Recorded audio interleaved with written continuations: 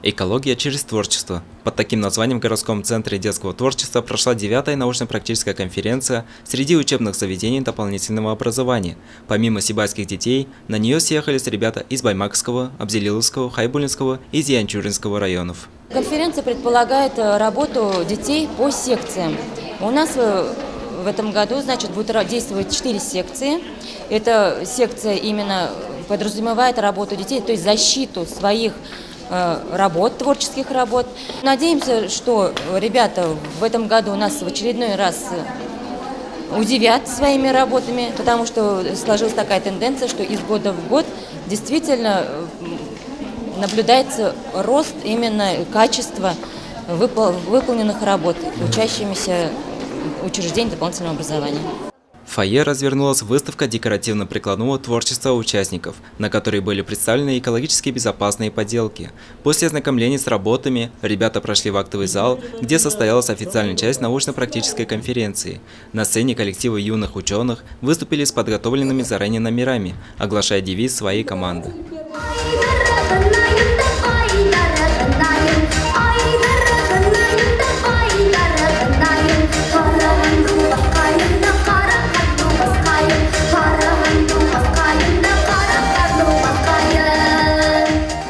После презентации состоялся второй этап конференции, в ходе которого были организованы 4 секции.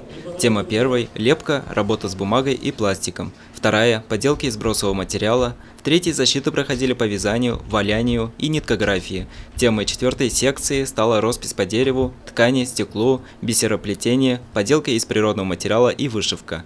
В состав жюри вошли представители Сибайского института БГУ, колледжа строительства и сервиса и художественной школы. В командной эстафете места распределились следующим образом. Третье место заняли сразу 2 команды – Зилаирского и Хайбулинского районов. Они были награждены грамотами и сертификатом на 1000 рублей.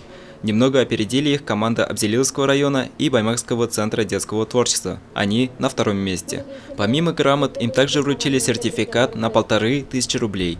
Победителем же стала команда Центра детского творчества города Сибай. Ребята получили грамоты с сертификатом на 2000 рублей. Результаты работы в секциях подводились и в личном первенстве. На следующий год организаторы в лице Сибайского Центра детского творчества планируют проведение уже технической научно-практической конференции. Данил Алибаев, Алик Кадыров, Гульгина Рискильдина, телекомпания СТВ.